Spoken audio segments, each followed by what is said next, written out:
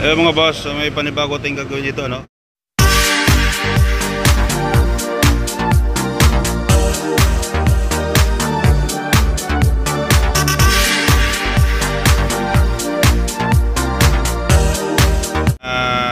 Yung diaxin issue ni sir ay walang firing sa 4, so nagpalit na ng ECU pero surplus lang.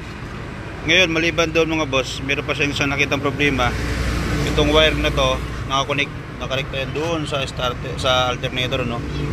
So wire ng pangbahay ito. Ngayon pag tinanggal niya to, tumitigas yung manubila, walang aircon boss, ano? So nung tinroubleshoot ko mga boss, ito yung connection. Kung nakita nyo yan, kalas, ito yun, no? So kaya sila naglagay ng connection dito para magkaroon, kasi ito walang kuryente. Ito yan, no? Pakita ko sa inyo.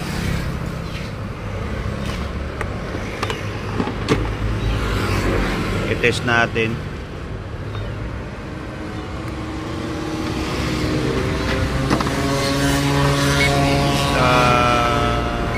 Ito may 12, sa kabila nagiging ground. Itap mo nga ito dito. Sige, dikit mo.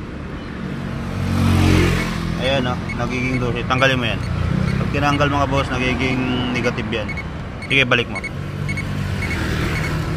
Yan, nagiging positive siya. So, okay, tanggal. So, dahil putol tong connection na to, hindi makakarating. So, ilan yung mga fuse na sinusuplayan niya dyan, hindi makakatawid dyan. Okay, so pagkasuma natin to, tapos sama natin yung computer box sa repair ng firing sa 4 na ignition coil. Okay. Ayun, ito nakalas na natin, no? So tinignan ko yung, kasi ito yung 4 yung walang firing, so naka-under yung makina dito. Ayan, no? Meron medyo mahina, no? Yan. Tapos itong isa, malakas, yung makikita nyo, malakas. Ito mahina. Kasi katulad dito, malakas yung firing. Yan. Pero dito mga boss, tinig natin yan, malakas, oh. Pati rin to malakas, pare-pareha siya malakas. Yan, malakas ang supply niya. So ito yung sa coil, no? So ito ang connection nito, ito yan. Ay, malakas naman. Malakas din. Pare-pareha sila malakas. Yan. So malamang ang problema ito nasa wiring. So babaybayin natin yung wiring na yan papunta dito, kasi kung bakit pagdating dyan mahina yan. Okay, ayan, tingnan natin yung mga boss. Tapos wala siyang firing. Pagdating din dito mahina din. Ayan, no? Hindi siya makakasunog, hindi siya makapag-spark yan. Okay, update kayo mamaya. So ayun mga boss, so malabot camera ko, Ayan, kung nakita nyo, tumining na siya, no? Tapos tingnan natin yung firing. Ayan, no? Malakas na siya, pantay na siya sa firing dito. Ayan. Tapos halos lahat ng firing yan ay pare-parehas na sa lakas.